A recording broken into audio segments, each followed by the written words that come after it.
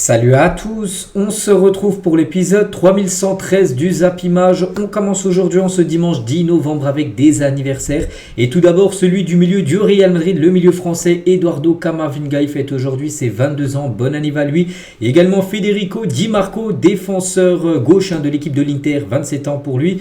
Félix, attaquant de Chelsea, fête aujourd'hui ses 25 ans. Il y a également Hugo Duro, avançant de l'équipe de Valence, 25 ans également. Wilfried Zaha, joueur de Lyon, il fête aujourd'hui ses 32 ans. Donc pas mal d'anniversaires aujourd'hui en ce 10 novembre. On continue donc aujourd'hui, dernier jour avant la trêve internationale qui commence officiellement demain lundi. Et tout d'abord en Espagne, voici le gros programme. Du côté de la Liga avec le Betis qui joue contre le Celta. L'Atlético Madrid a battu le Paris Saint-Germain en milieu de semaine, se déplace du côté de Majorque.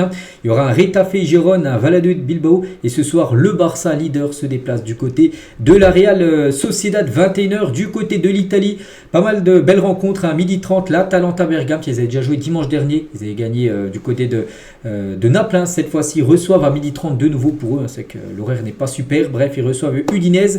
Donc il y aura un AS Roma Bologne, il y aura Fiorentina Hellas Vérone, Monza Lazio et l'Inter Milan contre Naples ce soir à 20h45. C'est une énorme affiche, le premier contre le deuxième. Du côté de l'Angleterre, Manchester United contre Leicester. Il y aura Nottingham, Newcastle, Tottenham contre Ipswich et grosse affiche à 17h30. C'est un derby parce que les deux clubs sont dans la ville de Londres. Chelsea contre l'équipe de Arsenal en Allemagne. Augsbourg, Hoffenheim, Stuttgart, Francfort, Edenheim et contre Wolfsburg. Et du côté de la Ligue 1, là aussi belle journée avec un Nice-Lille, Le Havre, Reims, Montpellier, Brest, Rennes, Toulouse et ce soir le derby entre Lyon et l'équipe de l'AS Saint-Etienne. Et tiens, Nabil Fekir en 2017 avant un derby AS Saint-Etienne-Lyon. Donc ce soir ça sera Lyon, mais là il avait dit ça avant le match, en 2017. On ira à Saint-Etienne pour gagner, de toute façon il n'y a rien à faire là-bas. Et le jour même, ils ont gagné 5-0. Lyon, il avait fait cette célébration en montrant son maillot supporter stéphanois. On continue donc, vous savez, la semaine prochaine c'est la trêve internationale. Donc là on est le 10 dans pas beaucoup de jours. Jeudi qui arrive, le jeudi 14 novembre, il y a ce France-Israël et se jouera bien au Stade de France. Confirme le ministre de l'Intérieur Bruno Retailleau. Certains demandent la délocalisation du match France-Israël. Je ne l'accepte pas, la France ne recule pas car cela reviendrait à abdiquer face aux menaces de violence et face à l'antisémitisme. À ma demande, le préfet de police prend les dispositions de sécurité nécessaires pour que ce match ait lieu au Stade de France comme habituellement. Voilà, donc il n'y aura pas de match d'équipe de France, parce qu'on avait parlé peut-être du Parc des Princes, qui aurait été plus facile à sécuriser. Non, ça sera bien du côté du Stade de France, cette rencontre jeudi soir.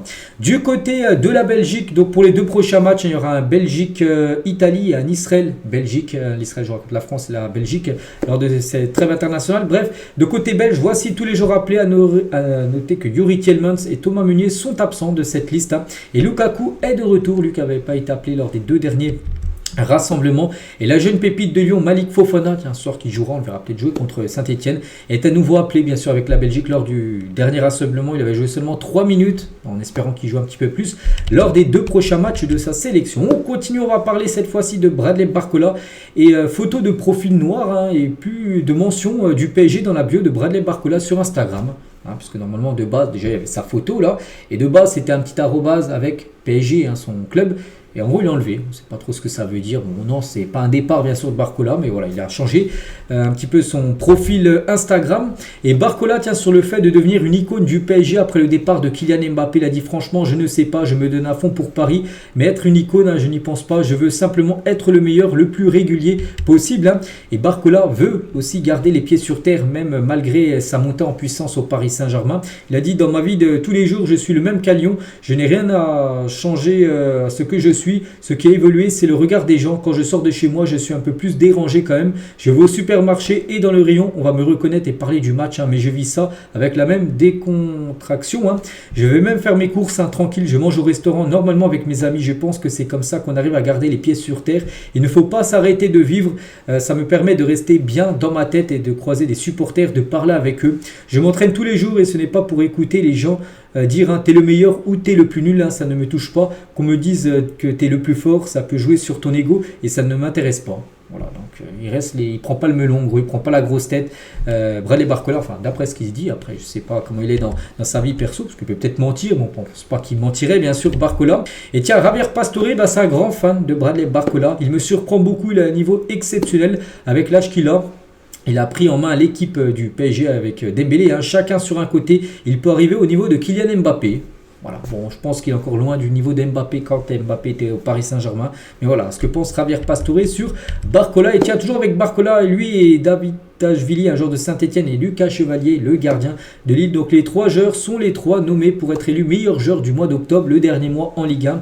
A noter que Chevalier, donc 2 buts encaissés en 4 matchs. Hein. Voilà, parce que c'est plutôt rare comme de voir des gardiens, c'est souvent des joueurs offensifs. Donc là, ces stats, lui, c'est par rapport au peu de buts pris hein, lors du dernier mois. Donc David Tajvili, donc il a marqué 5 buts en 4 matchs de Ligue 1.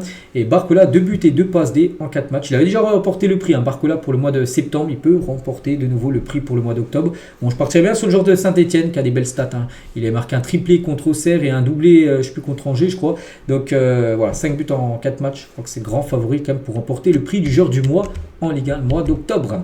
On continue, on va parler maintenant d'un certain Kylian Mbappé qu'on parle beaucoup, hein, parce qu'il y a toujours des choses à dire hein, sur Kylian. Et au sein du Real Madrid, on évoque un Mbappé très affecté mentalement, le moral à 0 hein, pour Kylian. Depuis son voyage en Suède hein, et l'affaire extra-sportive à laquelle il est lié, hein, vous souvenez-vous, hein, c'était il y a un mois. Donc il y avait une virée hein, de Mbappé en Suède. Après, il a été accusé de viol, tout ça, même si pour l'instant, il n'est pas du tout coupable, hein, bien évidemment. Donc, le club a été surpris, hein, comme tout le monde, de voir Kylian Mbappé ne pas être convoqué par Deschamps, parce que même Mbappé pensait être appelé. Donc, voilà, c'est Deschamps qui lui a dit, bon, il a appelé quand même Mbappé avant pour lui dire, en gros, tu ne seras pas convoqué, il a ses raisons, tout ça. Hein. Donc, la Maison-Blanche n'a pas milité, hein, comme lors du dernier rassemblement, pour ne pas voir son attaquant en sélection. Parce que lors de la dernière trêve, ils avaient demandé à l'équipe de France de ne pas le convoquer, tout ça. Et du coup, il n'avait pas été convoqué. Mbappé aussi ne voulait pas venir. Voilà, il n'était pas venu au mois de novembre, mais là, enfin au mois d'octobre. Donc là, le Real n'a rien dit. Hein. C'est vraiment Deschamps qui a pris sa décision, en gros, de ne pas prendre tout simplement Kylian Mbappé, alors que le joueur était apte à venir jouer hein, pour ces 2 prochains matchs. Hein. Et les unes des journaux, bien sûr, espagnols sur ces derniers jours, hein, par exemple, l'étrange absence de Mbappé pour Marca, qui est un journal madrilène, et l'autre une, hein, As touché, bien sûr, hein, voilà, le moral à 0, touché Kylian Mbappé de ne pas être appelé du côté des Bleus, alors que lui voulait être appelé pour ce rassemblement. Et Jean-Michel Larquet hein, pense que Deschamps a viré Mbappé de sa propre volonté. Oui, c'est ça. Hein. Il a simplement et proprement viré Mbappé de l'équipe de France. Il l'a viré, hein, ce qu'il pense. Bon, peut-être il fera son retour Mbappé. Bien évidemment, là, c'est pas fini. Les portes ne sont plus fermées à Mbappé jusqu'à la fin de sa carrière. Bien évidemment, au mois de mars, peut-être Mbappé sera dans une autre forme, hein, bien sûr. Et là, peut-être il sera appelé lors de la prochaine trêve qui aura lieu au mois de mars 2025. Hein.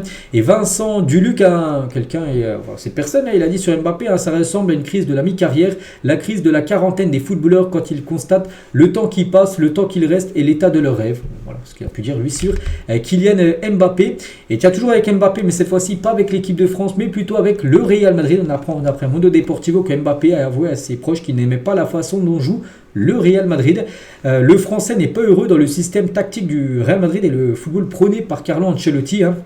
Il est habitué à un jeu autour de lui au PSG, ce qui n'est plus le cas en Espagne. C'est vrai que du côté de Paris, on se souvient, les années avant, tout le monde jouait pour Kylian Mbappé. Même quand il y avait aussi Messi, Neymar, voilà, tout le monde jouait aussi chacun pour soi, mais voilà. Mbappé était quelqu'un de très important, surtout saison dernière où il n'y avait plus ni Messi ni Neymar, tout le monde jouait pour Mbappé. Donc maintenant, c'est pas la même chose au Real. C'est pas, voilà, au Real, c'est notre pensée en gros. On joue pas que pour un joueur, on joue pour le collectif. Et voilà. Il n'aime pas trop de la façon dont joue le Real Madrid actuellement, Kylian. Hein. Et tiens, s'il peut avoir des conseils d'un certain Benzema, Benzema qui a été interviewé à l'émission Shining TV, il lui a donné des conseils. Hein. Un conseil pour Kylian, qu'est-ce que je pourrais lui dire hein. Donc ne baisse pas les bras, qu'il ne croit pas qu'il va bouger Vini de son aile gauche, hein, car c'est le meilleur du monde actuellement. Hein. Voilà, il ne faut pas qu'il pense à essayer de gagner la place de Vini, parce que Vini est ailier gauche. Donc lui, c'est soit il joue ailier droit, ou soit il joue numéro 9, sa position actuelle. Hein. Donc il doit se mettre en tête que c'est un numéro 9 maintenant Kylian Mbappé. Hein. Au niveau mental, c'est différent de mon cas, j'avais 21 ans, lui il en a 25 quand il arrive au club. Hein. C'est que Benzema est arrivé très jeune au Real. Hein. Il sait la pression dans son club. Hein. Tu ne vas pas marquer pendant 2-3 matchs, on va te tuer, on va te siffler, on va te critiquer. Il a le niveau pour gérer bien sûr cette pression, hein, bien sûr Kylian Mbappé. Hein. Et il estime que Mbappé après n'est pas un avançant. Lui il dit voilà, maintenant c'est un numéro 9, mais que lui de base Mbappé c'est pas un buteur, on le sait que, enfin, s'il marque des buts, mais comment dire, sa position, c'est pas numéro 9. Voilà. Et même Benzema le dit. Hein. Donc Kylian n'est pas un attaquant de pointe, mais un ailier. Le problème, c'est qu'à son poste, il y a Vini Junior, hein, un joueur du même niveau que lui, enfin, même plus fort que, je pense, Kylian Mbappé actuellement. Hein. Donc les gens lui en demandent trop à ce poste qui n'est pas le sien, en numéro 9, et où il a du mal, même en sélection. Hein. La vérité aussi, c'est que le Real Madrid n'est pas le Paris Saint-Germain. Voilà. Deux déclarations de Karim Benzema sur Kylian Mbappé par rapport à ce début de saison compliqué, on peut dire, du côté de son club. On va parler de toute autre chose. Tiens, on va parler d'un ancien attaquant du Paris Saint-Germain, c'est Icardi, et on lui envoie beaucoup de force parce que saison terminée pour Icardi. L'Argentin souffre d'une rupture du ménisque dans le ligament croisé antérieur du genou. En gros, voilà, c'est rupture des ligaments. Donc, il s'est blessé lors du dernier match. C'était en Europa League entre son club et Tottenham. Ils ont gagné 3-2. Et voilà, ligament croisé. Donc, fin de saison pour Icardi. Ça, c'est un gros coup dur pour le joueur et surtout pour son club du Galatasaray. Est-ce qu'on se rend compte des stats qu'avait Neymar au Barça lors des saisons 2014-2015 et 2015-2016, donc les 2 années qu'on suivit? Première année, 39 buts et 10 passes D. 39 buts à toute compétition confondue. Liga, Ligue des Champions, mais 39 buts pour Neymar. C'est exceptionnel. Et l'année d'après, 31 buts et 25 passes décisives. Donc des stats folles. Hein. Donc 105 buts et passes D en seulement 2 saisons pour Neymar qui était à sa version prime. Là, c'était le Neymar prime. On sait que depuis, c'est très compliqué, surtout en raison de beaucoup de blessures pour le joueur brésilien. L'équipe, tiens, le journal de l'équipe, ils disent que c'est confirmé que l'attaquant suédois Gyökeres qui quittera le Sporting Portugal au plus tard l'été prochain. Voilà, il ne restera pas une année encore de plus au Sporting. Hein. Donc, il y a une des cibles les plus courtisées d'Europe. Beaucoup de clubs sont intéressés. Et le journal d'équipe confirme que le PSG est bien évidemment présent dans les clubs qui sont intéressés par lui. Hein. Comme souvent, donc voilà.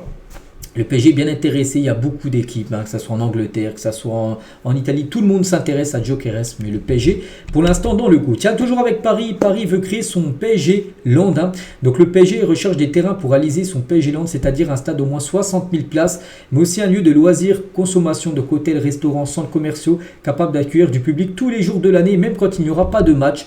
Voilà, en gros, ce qu'ils veulent faire, le PSG, parce que vous savez que Paris, QSI, Nasser, tout ça, ils aimeraient avoir le Parc des Princes, il appartient à la mairie. Donc du coup, tu ne peux pas faire des travaux parce qu'il faut être propriétaire du stade pour faire des travaux. Donc pour l'instant, la mairie ne veut pas lâcher le parc.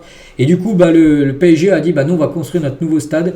Et ils auraient trouvé, soi-disant, un emplacement. Parce qu'à Paris même, les gars, faire un stade de 60 000 places, c'est pas possible. Il n'y a pas de place. Donc le futur stade du PSG peut être à Poissy, à côté de Paris, on va dire. Hein. Donc voilà, en récupérant des terrains de Stellantis, Paris pourrait inaugurer son PSG Land. Voilà, avec des hôtels, des restaurants, des centres commerciaux pour attirer du monde, même quand il n'y a pas de match. Parce qu'il y a un match, on va dire, une fois peut-être toutes les 2 semaines à peu près à domicile. Donc voilà, les autres jours où il n'y a pas de match, il pourrait y avoir quand même du monde pour que ça soit attractif, ce PSG Land. Toujours tiens avec le Paris Saint-Germain et ce à quoi devrait ressembler le futur maillot domicile du PSG d'après la source parisienne. Donc voici normalement le maillot domicile saison prochaine. Donc les motifs en plein milieu, là on peut voir sur la ligne rouge. Donc rappelleront la structure de la Tour Eiffel. Voilà, donc c'est pas encore officiel parce qu'on est seulement le 10 novembre. Le maillot sera dévoilé officiellement dans les dernières journées du championnat cette saison, au mois de mai prochain. Mais voilà, il devrait ressembler à ça, le futur maillot parisien. Et toujours à Paris, parce qu'il y a toujours des choses également à dire sur le PSG. Donc pour cet hiver, le PSG cherche un défenseur central droitier et aussi un ailier capable de concurrencer Bradley Barcola. Donc pas de neuf ciblé là pour le PSG. En janvier, on parlera plutôt l'été prochain d'un nouveau numéro 9. Et concernant Hakimi, donc tout est bouclé pour la prolongation de contrat d'Achraf Hakimi à Paris. Donc lui, il est en fin de contrat en 2026 et il devrait prolonger de 2 voire 3, j'ai pas encore les années, mais ça doit être soit 2 ans, soit 3 ans qu'il devrait prolonger. Du côté du Paris Saint-Germain et toujours avec le PSG pour vous parler aussi des finances, que tout se passe bien. Malgré que les résultats en LDC surtout sont pas fous. Le PSG a réalisé un chiffre d'affaires de 805 millions d'euros sur la saison dernière. C'est énorme bien sûr. Et le PSG est quand même valorisé actuellement à 3,9 milliards d'euros. N'oubliez pas que QSI, quand ils ont racheté le club du PSG en 2011, ils l'ont racheté 70 millions d'euros. Le PSG a racheté 70 alors que le club maintenant vaut 3,9 milliards d'euros. Donc voilà comment le PSG a changé de dimension. C'est pour ça que le PSG aimerait construire, on va dire, un nouveau stade pour encore plus prendre de l'ampleur dans ce changement de dimension. On va parler de Benjamin Mendy, victoire pour lui. Pourquoi ? Parce que Victor Mendy, dans sa bataille juridique avec Manchester City, il réclamait plusieurs millions d'euros à Manchester City pour salaire impayé, parce que souvenez-vous, il est parti même en prison pour accusation de viol, où il a été reconnu non coupable. Il a fait la prison, mais est reconnu non coupable. Donc City avait arrêté de verser son salaire de 600 000 euros par mois, donc quand il avait été avec les problèmes de justice. Donc en gros, il a demandé tous ses salaires qui n'ont pas été payés. Et du coup, il a gagné sa bataille juridique. Donc du coup, City devra payer tous les salaires qu'ils n'ont pas payés à Benjamin Mendy pendant qu'il était sous contrat du côté du club anglais. Sur Instagram, Infantino félicite Donald Trump après sa victoire aux élections américaines. C'était il y a quelques jours où Trump est de nouveau président des États-Unis. Félicitations, monsieur le président. Nous aurons une superbe Coupe du Monde de la FIFA et une super Coupe du Monde des clubs de la FIFA aux États-Unis d'Amérique. Le football unit le monde. Ce qu'il a pu dire Infantino, le président de la FIFA sur Trump, c'est que la Coupe du Monde des clubs et la Coupe du Monde se jouera aux États-Unis sous le mandat de Donald Trump. Et aussi, je crois, les Jeux Olympiques, oui, ça va être dans 4 ans, ou je ne sais pas les Jeux, j'en sais rien. Bref, la story de Rémi Cabella, donc suite à sa non-présence sur l'affiche des 50 ans de Montpellier, parce que Montpellier, même s'ils sont en grande galère cette saison, ils fêtent cette année leurs 50 ans d'histoire, ils ont sorti une affiche en gros avec pas mal de légendes là, et Rémi Cabella n'est pas dedans, donc il a dit, la génération 90, vainqueur tout d'abord de la Gambardella, et championne de France 2012, on est où? Voilà, donc parce qu'il n'y a pas son visage, il n'y a ni les autres joueurs. Qui ont gagné par exemple le championnat de France en 2012, Montpellier, donc voilà, c'est pour ça qu'il a mis ce petit message. Rémi Cabella, joueur maintenant de Lille, bien sûr. Tiens, lui, ancien joueur de Lille, Lenny Yoro, donc de retour à l'entraînement collectif avec Manchester United. Ça, c'est une bonne nouvelle. Il pourrait faire son retour peut-être après la trêve, j'en sais rien, ou peut-être d'ici un mois. Lui qui est blessé depuis la pré-saison. Il n'a pas joué encore un match, une minute officielle encore cette saison. Donc, il devrait faire son retour très prochainement. Lenny Yoro, il tient son coach, parce que maintenant, c'est lui le nouveau coach, enfin là, après la trêve. Manchester, c'est Ruben Amorim, et explique qu'il ne développera pas le même football à Manchester United qu'au Sporting. Ça ne sera pas la même chose, il ne jouera pas le même football, parce que déjà il n'y a pas les mêmes joueurs, tout simplement. Et nous ne pouvons pas transférer une réalité à une autre. Manchester United ne peut pas jouer comme nous jouons au Sporting, ne peut pas jouer aussi défensif. Nous devrions nous adapter. Voilà, donc voilà ce qu'il a pu dire tout simplement. Amorim, il a également dit, je ne prendrai aucun joueur du Sporting en janvier, parce que voilà, le Sporting, il perd déjà Ruben Amorim. Il aurait pu ramener des joueurs avec lui dans son bagage en janvier, mercato hivernal. Non, par exemple, un joueur comme Joe Kires ne viendra pas à Manchester, enfin en janvier. Peut-être l'été prochain, on verra. Peut-être suivra son entraîneur ou ira dans une autre équipe comme Paris qu'on a parlé tout à l'heure. Messi a vraiment choqué Lucas Digne, le coéquipier qui t'a le plus impressionné. Donc Lucas Digne a dit, Messi, bien sûr, c'est incroyable de l'apprécier tous les jours à l'entraînement quand il est au Barça. Digne, personne n'a été proche du niveau de Messi. Et l'adversaire qui l'a le plus impressionné, Messi encore. Quand je joue avec l'AS Roma contre Barcelone en Ligue des Champions, il était tout simplement inarrêtable. Rafinha, lorsque Xavi était l'entraîneur du FC Barcelone, quand il y avait Xavi, je savais déjà que j'allais sortir à la 60e minute de jeu quand il était titulaire. J'ai essayé de tout faire pendant ces 60 minutes pour être bon, marquer des buts et être bon. Et surtout, voilà, quand tu es plutôt bon dans un match, tu sors pas, voilà, l'entraîneur te laisse le plus longtemps possible, à part si tu es blessé. Donc il a dit, il essayait même des fois, il était super bon, mais rien n'a fonctionné. Et d'autres fois, quand les choses ont fonctionné, voilà, j'ai quand même été remplacé, même quand des fois il marquait un ou doublé en 60 minutes, c'était le premier à sortir, que maintenant sous on sait Hansi Flick, il joue quasiment le match entier. Rafinha. On va parler d'un autre joueur du Barça qui est très bon, c'est Lamine Yamal. Et regardez, voici le top 10 des U21 les plus chers actuellement du monde. Et bien sûr, sans surprise, Lamine Yamal coûtera actuellement 181 millions d'euros. Loin devant Garnacho et ses 115 millions, j'arrondis bien sûr. Et Zeremri à 109 millions d'euros. Donc voici le top 10 actuellement des joueurs de moins de 21 ans les plus chers au monde. Hervé Renard, donc sélectionneur de l'Arabie Saoudite, mais il a dit qu'il aurait voulu entraîner le Sénégal. L'une des meilleures sélections africaines aurait été un très beau défi, c'est vrai, mais toutes les conditions n'étaient pas réunies. Il y a eu des discussions, c'est avec la Fédération sénégalaise de football, mais il n'y a jamais eu trouver de terrain d'entente pour prendre bien sûr cette sélection qui pourra peut-être prendre, on sait, dans le futur. On va parler de Kusanov, jeune joueur de 20 ans, a été élu pépite du mois d'octobre en Ligue 1, recruté pour seulement 100 000 euros. C'est quand même très peu, c'est même pas un million, c'est 100 000 euros les gars, à l'été 2023. Il va valoir un sacré pactole s'il continue sur sa magnifique lancée du début de saison, parce que déjà il est jeune, il est très bon en défense centrale, et du côté de Lens, ils disent qu'il a déjà pris 100 fois sa valeur de 100 000 euros. Donc voilà, bien sûr, il coûte très très cher. Kusanov et Kevin Danso qui le côtoient en défense centrale. Kusanov ne joue pas ce week-end parce qu'il a pris un rouge lors du dernier match contre le PSG. Il a pris 2 matchs fermes. Donc il a dit, donc Kodir est un grand joueur. S'il venait d'un grand club, son prix serait aux alentours des 100 millions d'euros. Alors que Lens l'a acheté 100 000 euros. Voilà. Donc voilà, concernant bien sûr ce joueur ouzbek. Quand Pedri évoque les amendes sous Xavi, donc c'est un joueur était en retard quelque part, il payait 1 000 euros par minute de retard. Après chaque minute, le montant était doublé. Voilà, donc Donc Xavi, les gars, ils mettaient des grosses amendes si tu arrivais en retard, que ce soit à l'entraînement ou lors d'un match tout simplement où l'heure a été donnée. Donc voilà, il ne fallait pas arriver en retard. Officiel, voici le programme de la 14e journée de Ligue 1. Donc ça sera les matchs par exemple début décembre, tiens, ça sera deux matchs le vendredi 6, samedi 7 et dimanche 8 décembre. Avec par exemple le vendredi il y aura un match à 19h, donc Lille-Brest et la Auxerre contre le PSG, vendredi 6 décembre. Hein. Il y aura Monaco contre Toulouse le samedi, le gros match ça sera l'AS Saint-Etienne contre l'OM le dimanche 8 décembre à 20h45 sur DAZN. Samu Omorodion ne veut plus être connu sous le nom de Omorodion. Son nom de famille, il a dit tout ce que ma mère a fait pour moi, ça n'a pas de prix. Je veux lui rendre hommage en utilisant son nom de famille. Les gens me connaissent sous le nom de Omorodion, mais je veux être connu sous le nom de Ageowa. Voilà, maintenant il aimerait qu'il s'applique comme ça tout simplement. Derrière son maillot. Alessandro Barnaba, le copropriétaire du LOSC, ne ferme pas la porte à une vente du club de Lille. Il a dit si une offre intéressante se présente, nous la prendrons en considération. Sinon, nous continuerons à être les propriétaires de Lille. Donc voilà, si une belle offre arrive, Lille pourrait être vendue à quelqu'un d'autre, tout simplement. Donc lui, il est copropriétaire. Il y a lui qui appartient à Lille et aussi une autre personne. À 32 ans, Mohamed El Neni a obtenu sa licence UEFA pour devenir coach d'un club de football professionnel. L'ancien Gunners a fondé son propre club de football, le El Neni FC, en 2023. Donc voilà, maintenant il peut diriger une équipe professionnelle, une équipe A, pas besoin de passer par diplôme, parce que là il a l'UFA A diplôme, donc le plus haut diplôme en gros, donc on le verra certainement entraîner une équipe très prochainement. Voici à quoi devrait ressembler le futur maillot extérieur de Liverpool la saison prochaine, doré de couleur blanc, le maillot de Liverpool, avec le logo, avec un badge autour. Enfin, il a un petit peu un contour. Il sera très beau, bien sûr, ce futur maillot des Reds. Hein. Et concernant Naples, donc eux, ils viennent de dévoiler, là, c'est officiel pour cette saison, leur nouveau 3e maillot. Un maillot de couleur noire. Khéphren Thuram ne veut pas qu'on le compare à Paul Pogba, ancien joueur, enfin, toujours joueur de la Juve, mais on sait qu'il va quitter Turin. Hein. Donc, il n'y a pas de Pogba. Paul reste un magnifique joueur. Hein. Je ne suis pas son héritier. J'essaie d'apporter la meilleure version de moi-même. Je ne suis pas la Juventus pour être comparé à, par exemple, Paul Pogba. Voilà ce qu'a pu dire Khéphren Thuram.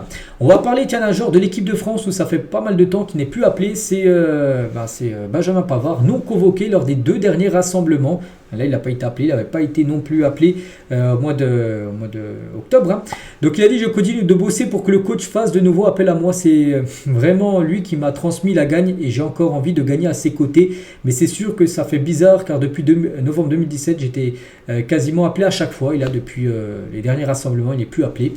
Benjamin Pavard, maintenant, qui joue à l'Inter Milan. Contrairement aux récentes rumeurs, le choc Barça-Atlético prévu le 22 décembre, hein, 2 jours, enfin même 3 jours avant Noël, et de base, parce qu'il y avait des rumeurs que ce match pourrait être délocalisé aux États-Unis, à Miami, hein, pour promouvoir le football aux États-Unis. Du coup, il ne se jouera pas à Miami, mais se jouera bien à Barcelone, hein, cette rencontre. La grande majorité des salariés touchés par le plan social sont partis du Élan aujourd'hui. Donc, en gros, c'est camp de base, on va dire, de Bordeaux. Hein. 180 personnes ont été licenciées entre le 26 juillet et la fin novembre. Voilà, donc par rapport aux problèmes financiers, bien sûr, des Girondins de Bordeaux.